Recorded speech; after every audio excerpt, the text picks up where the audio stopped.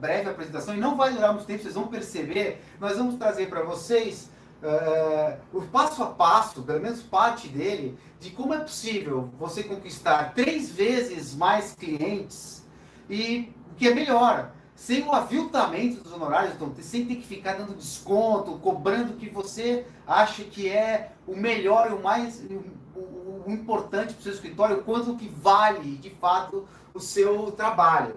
E aí você pode estar se perguntando, mas isso é muito bom para ser verdade, isso não existe. Então, como é possível eu conseguir 3 vezes mais clientes?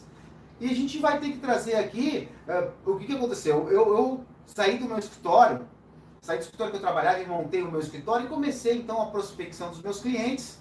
E eu contei algumas coisas, a gente foi colocando em prática, fui me especializando. E depois que a Sabrina veio trabalhar comigo... Sou eu. A Sá, ela conseguiu identificar que, poxa, a gente desenvolveu uma metodologia de trabalho que fosse possível, de fato, conseguir esses clientes com base nos relacionamentos. E é isso, um pouco disso que a gente quer trazer aí para vocês, ok? Então, vou começar contando um pouco da nossa história. Então, vou começar pela minha história, porque eu que acabei idealizando toda essa questão. Eu sou advogado há mais de 25 anos. E eu trabalhei muitos anos em um escritório de advocacia e, como você, às vezes, você pode ter trabalhado com alguém ou pode ter começado o seu escritório, mas a nossa história, a partir do momento que eu montei o meu escritório, passa a ser igual, super idêntica. E comecei aí a trabalhar para trazer, eu tinha os clientes meus, eu trouxe para o meu escritório e comecei a trabalhar esses clientes. E o que aconteceu é que, eu percebi que com a crise, os advogados também sofreram muito com a crise. E eu falei, bom, e agora? O que eu vou fazer? Eu acabei de montar o escritório, fiquei super aflito, não sabia muito o que fazer e passei, então, a procurar alternativas. Eu fui me aprofundar no marketing jurídico, que é uma coisa que eu já tinha iniciado lá no escritório que eu trabalhava, e no final das contas, eu acabei não conseguindo implementar muitas ferramentas que eu achava importantes lá no escritório, e esse foi um dos motivos que eu acabei saindo de lá e comecei a estudar o marketing jurídico, estudar como aprofundar relacionamentos e estudar uma questão envolvendo inovação para o escritório. Só que era muita informação, eu fiquei um pouco perdido com aquilo e eu não, realmente, eu acho que eu fui pegado por aquele bichinho do excesso de informação. E às vezes, quando tem muita informação, a gente trava. A grande questão, a grande sorte, vamos dizer assim, foi que eu acabei indo, passando por um viés de estudar a parte de autoconhecimento voltado para essa parte de relacionamentos. E fui fazer o curso de coach, fui fazer os cursos de alto impacto. Nessa minha jornada de autoconhecimento, eu conheci a Sá. Hoje eu brinco que a Sá é o sol que ilumina a minha vida, é a que dá a minha diretriz, porque ela que acabou, a gente uniu as nossas vidas pessoal e profissionalmente, e a Sá que é especialista em gestão na qualidade de engenheira, ela começou a colocar as coisas nos eixos para mim, colocar cada caixinha, porque eu percebo que o advogado, a gente faz as coisas muito intuitivamente, a coisa do cliente, consegue o cliente, cobrança, quanto vale o nosso trabalho, a gente tem uma noção, mas é uma coisa intuitiva, e a Sá, com as ferramentas de gestão, ela conseguiu trazer para mim a clareza. E por isso que ela é a luz que ilumina a minha vida. Na verdade, a gestão, ela não é um bichinho de 7 cabeças. A gente brincou na outra aula, eu perguntei, olha, quem acha que gestão, indicador, performance no escritório de advocacia faz sentido ou é um bichinho de 7 cabeças? Aí algumas pessoas que estavam participando aqui com a gente falaram, olha, para mim é totalmente, mas eu tenho um objetivo, eu levanto de manhã para ter uma meta. E o que eu percebi, mapeando esse histórico do escritório do Edu e de alguns outros clientes nossos, é que vocês fazem gestão muito melhor do que muitas empresas. A única coisa é que vocês não dão esses nomes, os nomes são outros. vocês encaixam essas coisinhas dentro do dia a dia de vocês. E a verdade é quando a gente toma consciência de que você tem uma gestão assertiva e que os passos eles devem ser cumpridos em sequência clara, é que vocês conseguem mais resultados, porque vocês conseguem se entender para onde está indo o seu escritório, se para cima ou se para baixo. Então, esses indicadores, quando mapeados, que é uma coisa coisas que vocês já fazem no dia a dia, elas possibilitam o avanço e também os seus clientes indicarem mais clientes. Então, a gestão, ela é uma amiga do escritório de advocacia. Seja você um dono de escritório com 10, 15, 20, 30, 5 funcionários, ou seja você o advogado, né? Que o seu escritório hoje ainda depende de você. Então, quando a gente juntou essas duas técnicas, o Edu, com mais de 25 anos de carreira, uma carreira brilhante, e o meu desejo e a minha expertise de organizar as coisas, porque eu sou a senhora organizadora, as coisas começaram a funcionar muito mais assertivamente. E a gente percebendo isso no escritório dele, ficou pensando, poxa, ele tem muitos amigos, toda vez que a gente vai ao fórum ou volta, ou vai tomar um café ou almoça, uma infinidade de colegas da profissão, e eles tinham queixas, vamos dizer assim, do mercado que o Edu não tinha.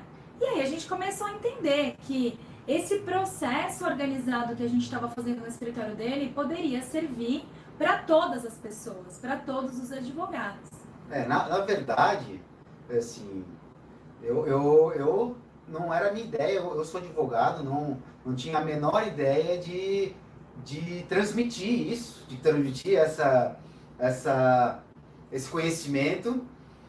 Mas o que aconteceu foi o seguinte, a gente começou, eu conversava com os advogados na rua, alguns me perguntavam, pô, Edu, Brena, alguns me chamam pelo sobrenome, Brena, o que você está fazendo, como é que está, você montou o escritório recentemente, estou vendo que você está aí, está prosperando.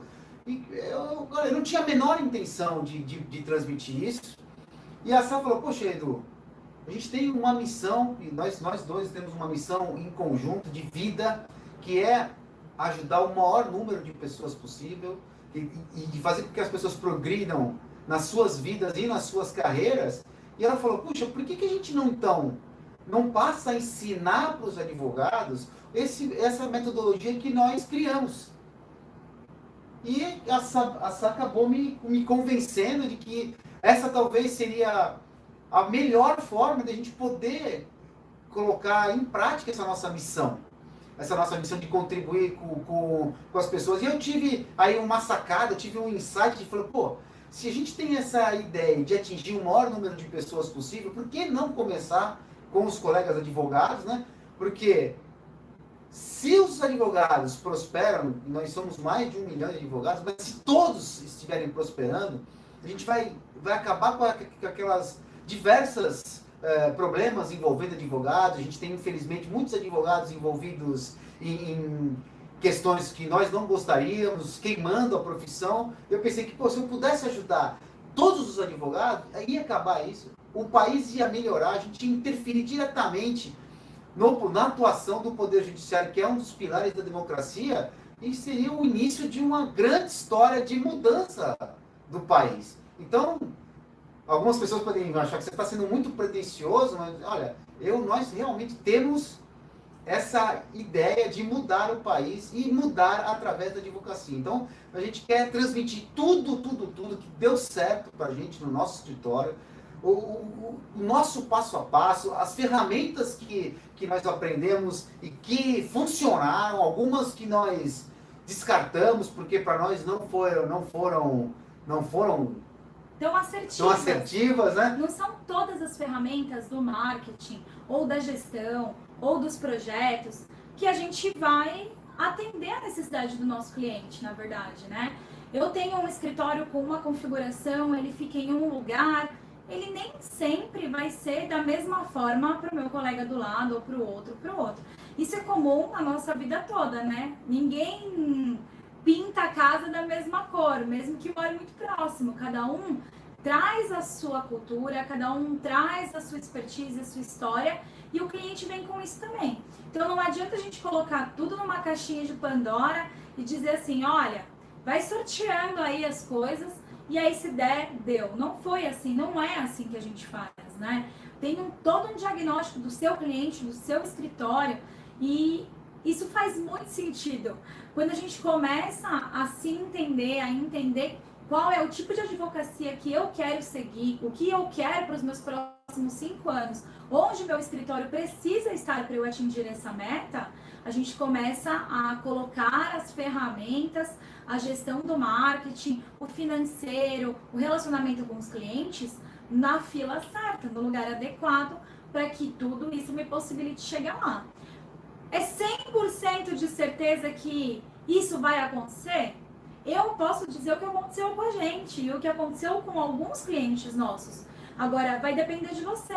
O quanto você está disposto a concretizar os seus objetivos. E isso é individual. Porque se você, como dono ou dona do escritório, como advogado majoritário, né, advogada majoritária ali, não estiver disposta ou disposto a fazer exceções, a criar processos, a olhar para o teu cliente, a olhar para a tua advocacia, não vai adiantar. Não é o teu advogado júnior, não é o teu sócio júnior ou pleno ou sênior, que seja, que vai conseguir isso para você. Então, o teu escritório precisa ser a sua linha de comando. Ele precisa ser o seu centro para que você dispare com ele ou não. Isso vai depender de você. É isso aí. E com esse método, por incrível que possa parecer, gente, nós conseguimos, inclusive, ter mais tempo livre, né? Para desenvolver. Inclusive, a gente teve que, para poder estarmos aqui, nós tivemos que nos dedicar muito para criar, para colocar no papel esse passo a passo, porque a gente não tinha escrito, e tivemos essa condição. Nós não precisamos abandonar o escritório, muito pelo contrário, o escritório continuou dando o seu ritmo normal, nós tivemos tempo de estar aqui para poder cumprir essa nossa missão como fomentadores do empreendedorismo jurídico, tá? E ter mais tempo para a família, né? Esse final de semana a nossa sobrinha casou, foi maravilhoso poder estar com a família todo o final de semana inteiro, sem olhar o celular, sem ficar preocupado com o e-mail, sem ficar preocupado quais eram as demandas da segunda-feira. Porque o escritório, ele precisa trabalhar para você, não você para o escritório. Você, como dono desse escritório, como gestor principal, precisa estar livre para ficar com o seu cliente. Agora, o restante, o escritório tem que ter inteligência e administração de fazer isso sozinho. Eu não estou dizendo que a gente vai utilizar de recursos que não são éticos. Eu estou dizendo que existem recursos disponíveis que você mesmo pode implantar, não precisa de nós, não precisa de ninguém para fazer isso. É justamente por isso que a gente está aqui, dedicando essas horas, esse tempo para Enchendo a Banca. Porque é você que vai realizar isso, não somos nós vamos te acompanhar, porque a gente já fez e sabe como te ajudar nesse processo, né? Mas o próprio método vai fazer você realizar tudo isso. Então, essa é um pouco da nossa história, essa história de empreendedorismo, essa história de encontro também, encontro de almas. E olha, gente, a gente não quer se delongar muito mais. Aliás, a Sá comentou uma coisa muito importante, que é a questão da OAB, né? Da ética. Alguns colegas, eu comentei de vendas, a gente tem um vídeo que nós postamos falando sobre vendas, e tem alguns colegas que arrepiaram os cabelos e falaram, nossa, mas o TED, que é o nosso tribunal de ética dos advogados, não permite. E veja, o que nós queremos trazer para você é tudo dentro da legalidade, e tudo dentro da licitude e principalmente tudo dentro da ética. Em hipótese alguma, nós traríamos algum tipo de sugestão para o advogado, para o colega advogado infringir o código de ética. E por isso, e aí eu vou começar aqui a dizer para vocês, por que é importante você desenvolver mais estreitamente os relacionamentos com os seus clientes. O que a gente percebe, isso que acabou sendo senso comum, e durante esses meus 25 anos de advocacia, é que a gente tem o hábito de querer apenas conquistar novos clientes e não percebe que é muito mais barato e muito mais fácil. Eu digo mais fácil e mais barato por quê? Porque quando você conquista o cliente, você tem que conquistar primeiro a confiança dele. Ora, se você já tem determinado cliente, você já tem a confiança dele. Então, para você conseguir fechar um segundo contrato, ou um terceiro contrato com esse cliente, ou o que é mais legal, fazer com que esse cliente passe a ser o teu principal vendedor. Então, não é você que vai correr atrás de ninguém, é este cliente que vai fazer as indicações para você. É muito mais fácil e mais barato do que você conquistar a confiança de novas pessoas. Então, se você tem um portfólio, não sei, de 100, 200, 500, 1000 clientes, você tem ouro nas mãos. E às vezes é um ouro que está enterrado. E é por isso que a gente quer que você transforme esses relacionamentos em ouro. Tá? De que maneira devemos fazer isso? Primeiro passo, gente. Claro, todo mundo tem um cadastro de clientes, eu imagino que é o mínimo que você tem que ter, né? Com aí o nome, e-mail, a data do aniversário. Bom, a data do aniversário eu não sei se vocês têm, mas o nome, e-mail e endereço é comum. O que eu proponho para vocês é vocês criarem um super cadastro. E por quê? Esse cadastro ele tem que conter informações pessoais do cliente. Então, trazer... A Sabina gosta de fazer uma analogia, ela sempre brinca. Tá usando as minhas palavras. Eu copio tudo. A Sabina brinca assim, existe aquele ditado que diz amigos, amigos, negócios à parte. A gente rechaça isso, porque para nós, amigos, amigos, negócios faz parte. Então a gente quer que você transforme os seus clientes, não precisa ser o seu melhor amigo, mas em pessoas próximas a você. E para isso, você tem que saber dados, informações íntimas do cliente.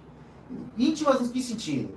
Saber se ele é casado, a data de casamento dele, por exemplo, saber o nome da esposa, se ele for casado, claro, a data de aniversário da esposa, se ele tem filhos, o nome dos filhos, a data de aniversário dos filhos. Eu quero te fazer um exercício com vocês aí.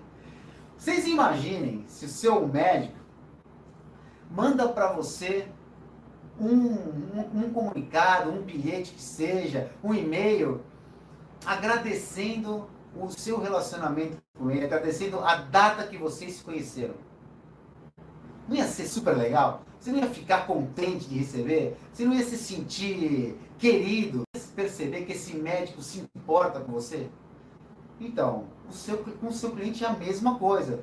Então, essa é uma data que eu acho muito legal de você ter no teu super cadastro, além dessas que eu falei, que, por exemplo, é a data que você iniciou esse relacionamento com o cliente. E às vezes não é a data que ele foi a primeira vez no seu escritório, mas vocês tiveram um encontro casual, vocês foram apresentados por alguém, e essa data é muito significativa. Aliás... Ou ainda a data de aniversário dos filhos, né? Assim, eu imagino que todos que têm filhos, ou sobrinhos, ou enfim, ficariam muito contentes. Não com aqueles e-mails de ai, olha, fulano de tal, parabéns pelo seu 1 ano. Não é isso. Mas você imagina você receber um pequeno mimo para o seu filho do seu advogado, por exemplo. Porque a gente está falando que vocês atendem outras pessoas, mas outras pessoas também atendem vocês, seja do seu cliente. Você imagina alguém que lembra de você? Já aconteceu? Conta aqui pra gente no chat. Já aconteceu de alguma vez você utilizar do serviço de alguém e esse alguém te ligar no seu aniversário? Ou ainda mandar um presente para os seus filhos?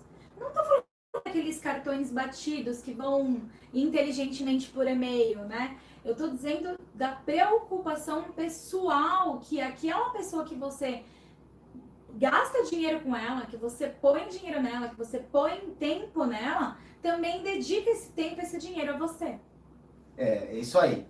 Então, pensem em coisas especiais, demos algumas sugestões do que deve conter nesse seu cadastro. Eu tenho uma outra recomendação a fazer. Quando você encontra alguém num evento e recebe um cartão de visitas, peça licença a ela e faça anotações daquele encontro.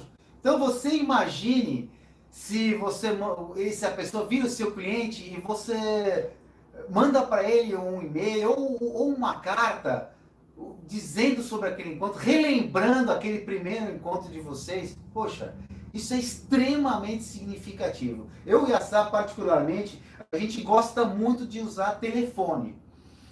Questões pessoais, ligar para a pessoa, porque às vezes não é muito fácil você estar pessoalmente com a pessoa, mas dá aquela ligada é super importante, porque outro dia eu estava dando uma reestudada para falar com vocês, e eu conheço também casos de colegas que nem atendem aos clientes. Os clientes, eles passam por um crivo, por um filtro de uma secretária, e os colegas jamais falam com esses clientes. Eu penso que isso é uma indelicadeza, inclusive, e esse cliente, por mais que você tenha sido exitoso no processo dele, ele é uma pessoa que não vai te indicar para ninguém. Certo? Então, é isso que nós queremos combater, é essa diferença que nós queremos dar, que você aprenda a dar no tratamento para os seus clientes. Quer dizer, mostrar que você realmente se importa com eles, não está apenas querendo ganhar o processo deles, sabe? Ou minimizar o risco de um processo. Trazer isso para uma questão quase que pessoal, como eu falei há pouco. Certo? Uma outra coisa, aí é o segundo passo que a gente traz para vocês.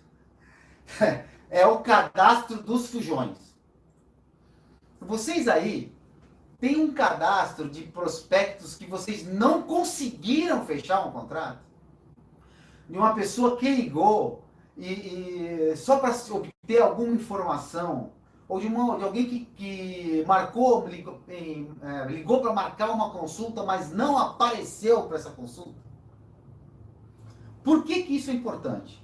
Por dois aspectos fundamentais. O primeiro, para você saber e identificar qual ou quais foram as razões pelas quais aquela pessoa não quis o seu contato com você e não quis, ou foi procurar outro advogado.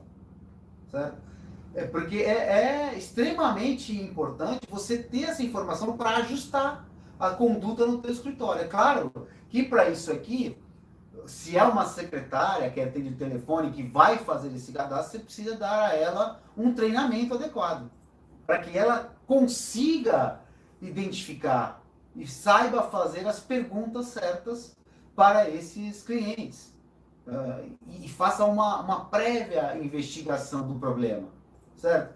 E aí, é possível, com base nessas informações, você tentar pegar esses fujões, se eles ainda não tiverem fechado o contrato com outro colega.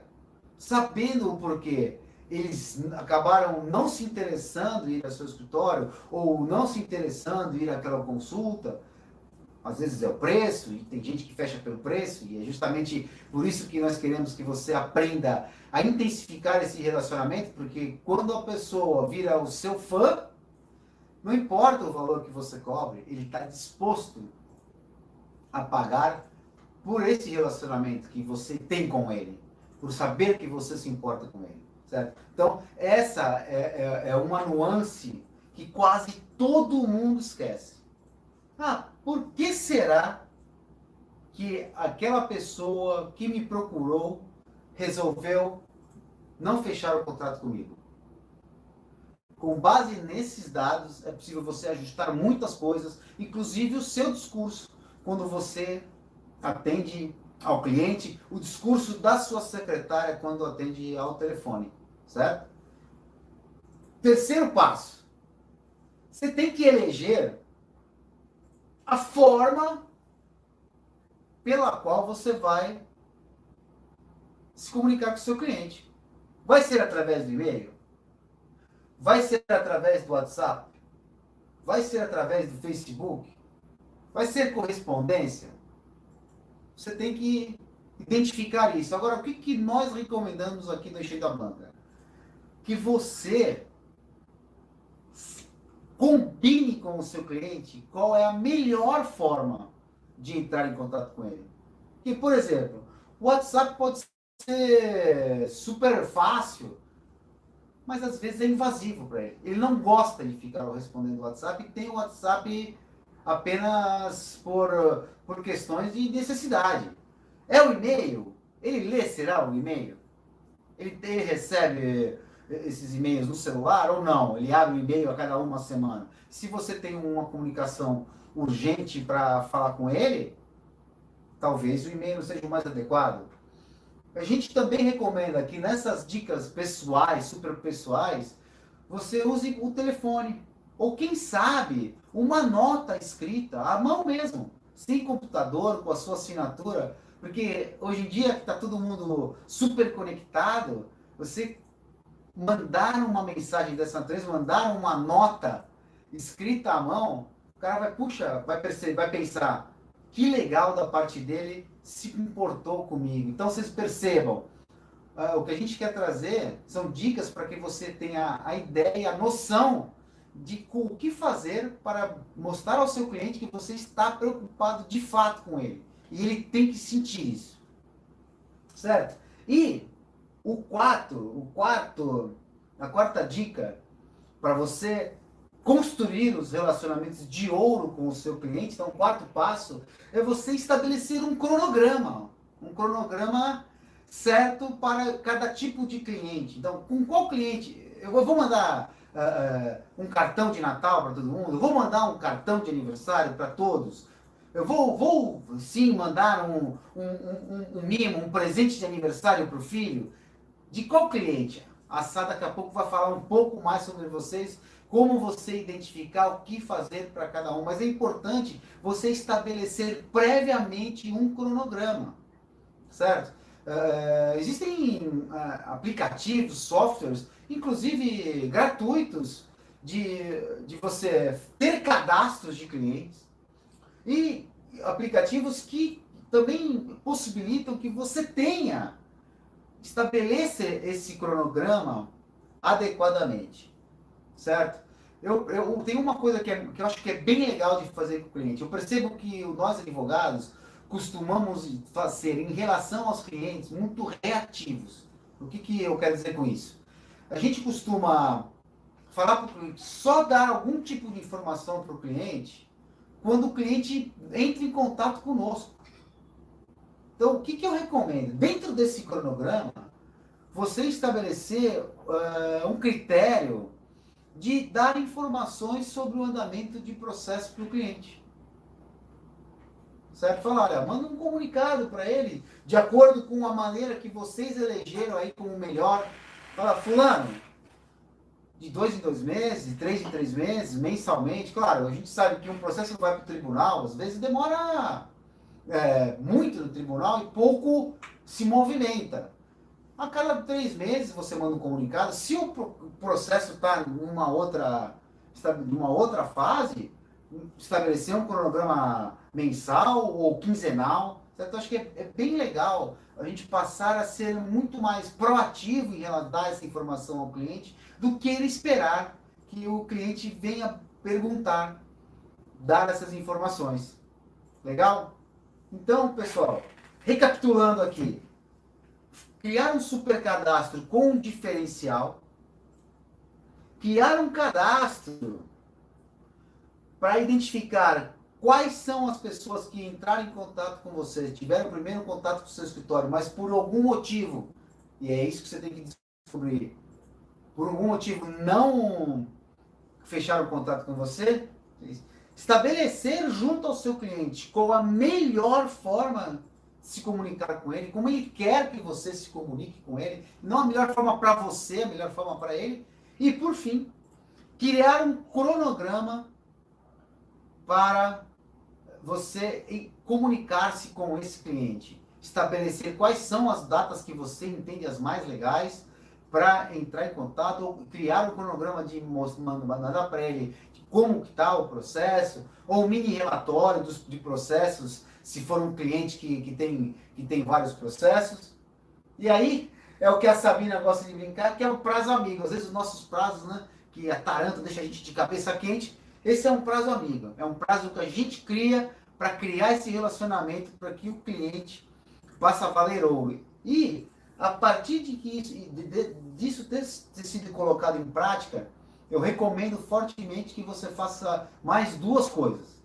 A primeira delas, dentro desse cronograma, você vai estabelecer uma comunicação para saber se o seu cliente está precisando de mais alguma coisa. Perceba, se ele tem mais alguma dúvida jurídica.